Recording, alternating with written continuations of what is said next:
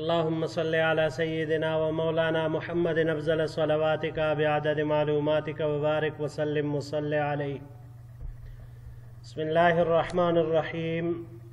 عزیز طلباء کرام، امید ہے انشاءاللہ العزیز آپ سب خیر و عافیت کے ساتھ ہوں گے. جامع السنن الترمذی جلد ثانی کے ابواب العلم عن رسول اللہ صلی اللہ علیہ وسلم کے پہلے باب اذا اراد اللہ بعبد خیرا فقہہ فی الدین کے ساتھ اللہ جل شانہ کے فضل و کرم سے ایک مرتبہ پھر آپ حضرات کے خدمت میں حاضر ہونے کا موقع ملا. بحمد اللہ تعالی. عزیز طلباء کرام، آج ہمارا سبق نمبر 261 ہے، تو بڑھتے ہیں اپنے سبق کی طرف. باب اذا اراد اللہ بعبد خیرا فقہہ فی الدین. یہ باب اس بیان میں ہے کہ اللہ جل شانہ جب اپنے کسی بندے سے بلائی کا ارادہ فرماتے ہیں تو اسے دین کی سمجھ عطا فرماتے ہیں. وبہ قال حدثنا علی بن حجر قال حدثنا اسماعیل بن جعفر قال اخبرنی عبداللہ بن سعید بن ابی ہند عن ابیہ عن ابن عباس رضی اللہ تعالی عنہ ان رسول اللہ صلی اللہ علیہ وسلم قال. ہمیں روایت کی علی بن حجر نے، انہوں نے روایت کی اسماعیل بن جعفر سے. اسماعیل بن جعفر نے کہا کہ ہمیں خبر دی عبداللہ ابن سعید ابن ابو ہند نے.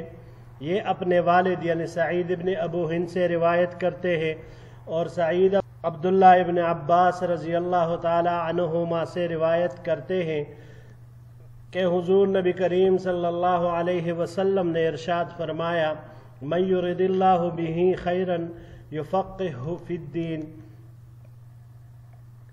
جس شخص کے ساتھ اللہ جل شانہ بلائی کا ارادہ فرماتے ہیں تو اسے دین کی سمجھ عطا فرما دیتے ہیں. وفی الباب عن عمر و ابی ہریرہ و معاویہ. اس باب میں حضرت عمر، ابو ہریرہ اور معاویہ رضوان اللہ علیہم اجمعین سے روایات مروی ہے.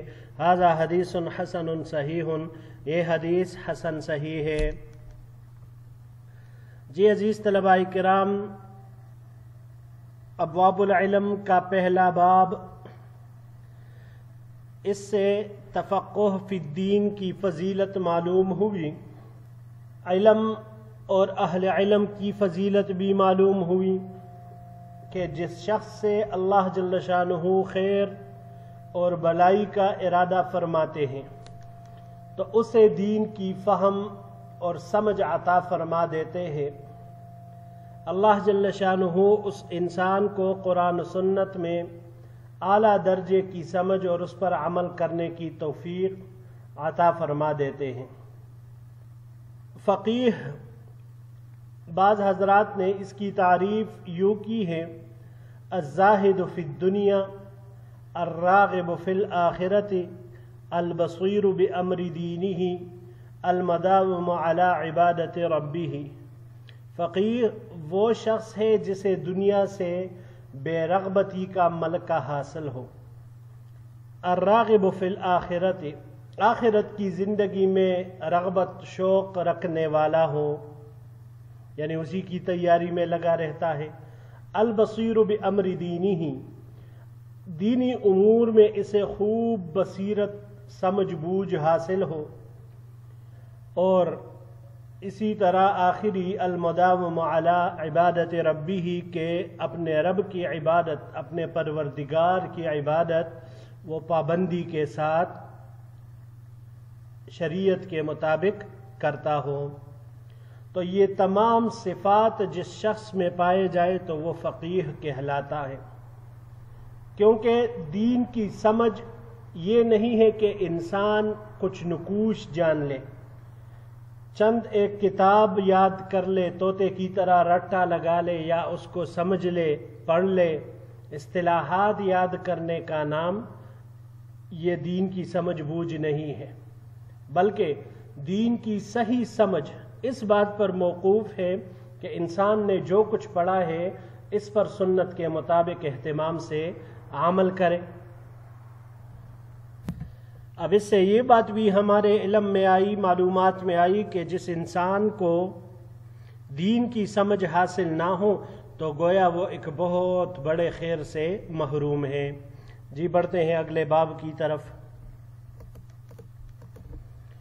باب فضل طلب العلم، یہ باب طلب علم کی فضیلت کے بیان میں ہے۔ وبه قال حدثنا محمود بن غیلان قال حدثنا ابو اسامة عن الاعمش عن ابی صالح عن ابی ہریرہ رضی اللہ تعالی عنہ قال، ہمیں روایت کی محمود بن غیلان نے، انہوں نے روایت کی ابو اسامہ سے، انہوں نے اعمش سے، انہوں نے ابو صالح سے، انہوں نے حضرت ابو ہریرہ رضی اللہ تعالی عنہ سے قال قال رسول اللہ صلی اللہ علیہ وسلم، حضور نبی کریم صلی اللہ علیہ وسلم نے ارشاد فرمایا، من سلک طریقا یلتمس فیہ علما سہل اللہ لہ طریقا الی الجنہ، جو شخص ایسے راستے پر چلا جس میں وہ علم کو طلب کرے گا تو اللہ جل شانہ اس کے لیے جنت تک پہنچنے کا راستہ آسان کر دیتے ہیں۔ ھذا حدیث حسن، یہ حدیث حسن ہے۔ وبه قال حدثنا نصر بن علي قال حدثنا خالد بن يزيد العتكي عن ابي جعفر الرازي عن الربيع بن انس عن انس بن مالك رضی اللہ تعالی عنہ قال، ہمیں روایت کی نصر بن علی نے، انہوں نے روایت کی خالد بن یزید العتکی سے، انہوں نے ابو جعفر الرازی سے، انہوں نے ربیع ابن انس سے، انہوں نے حضرت انس بن مالک رضی اللہ تعالی عنہ سے قال قال رسول اللہ صلی اللہ علیہ وسلم، حضرت انس رضی اللہ تعالیٰ عنہ نے فرمایا کہ حضور نبی کریم صلی اللہ علیہ وسلم نے ارشاد فرمایا، من خرج فی طلب العلم فہو فی سبیل اللہ حتی یرجع، جو شخص علم شرعی کو طلب کرنے کے لیے اللہ کے راستے میں نکلا تو وہ مسلسل اللہ کے راہ میں ہے یہاں تک کہ وہ گھر لوٹ آئے۔ ھذا حدیث حسن غریب، یہ حدیث حسن غریب ہے۔ ورواہ بعضهم فلم یرفعہ، اور بعض حضرات نے اسے غیر مرفوع نقل کیا ہے۔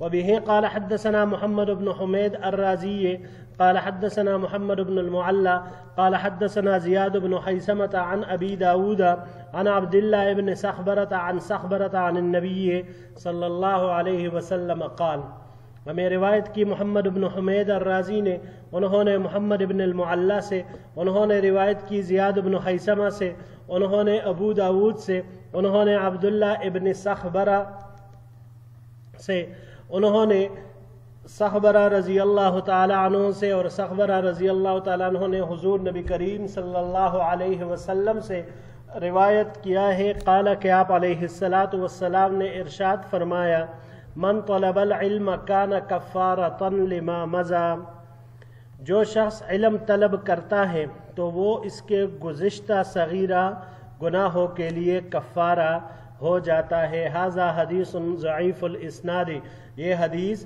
اس کی سند ضعیف ہے۔ ابو داود اسمہ، یہ جو راوی یہاں پر ابو داود کے نام سے آئے، اسمہ نفیع الاعمى، ان کا نام نفیع الاعمى ہے۔ یضعف فی الحدیث، اور حدیث میں ان کی تضعیف کی گئی ہے، یعنی یہ راوی ضعیف ہے۔ ولا نعرف لعبداللہ ابن سخبرۃ کبیر شیء ولا لابیہ، اور ہم عبداللہ ابن سخبرہ کے لیے کوئی چیز نہیں جانتے اور نہیں ان کے والد سخبرہ کے لیے۔ جی عزیز طلباء کرام،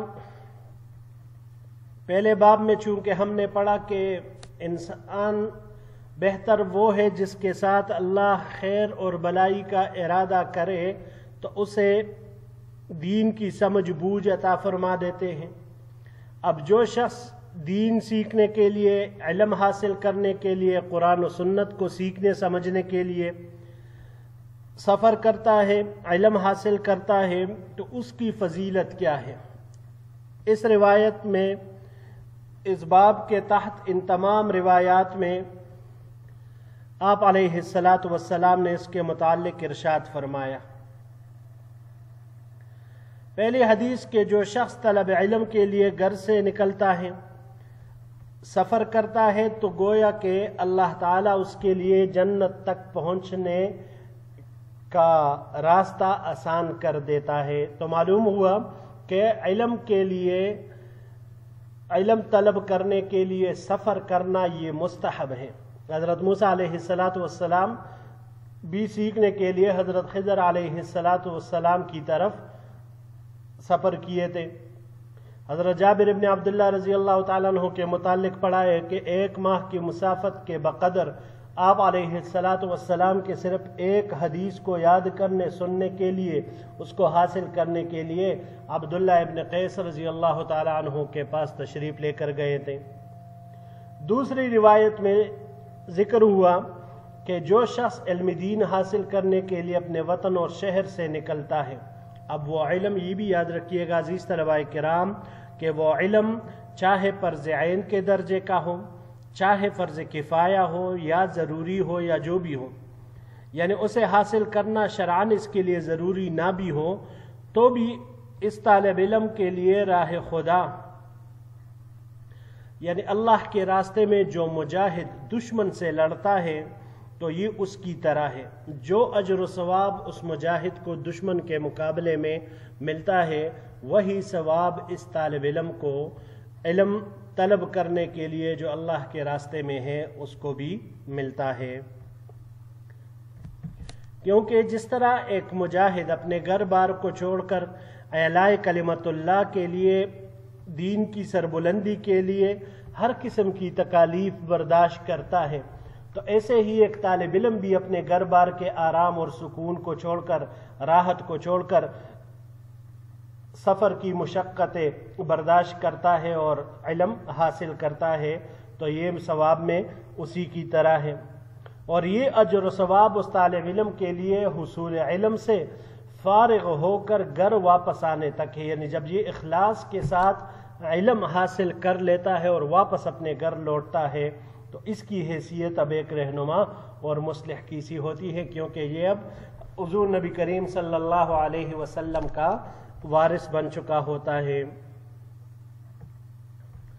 اور آخری روایت سے یہی معلوم ہوا کہ جو انسان علم سیکھنے کے لیے نکلتا ہے تو علم کے لیے نکلنا یہ اس کے صغیرہ گناہوں کی بخشش کا ایک ذریعہ ہے، اللہ جل شانہ اپنے فضل سے اس کو معاف فرما دیتے ہیں۔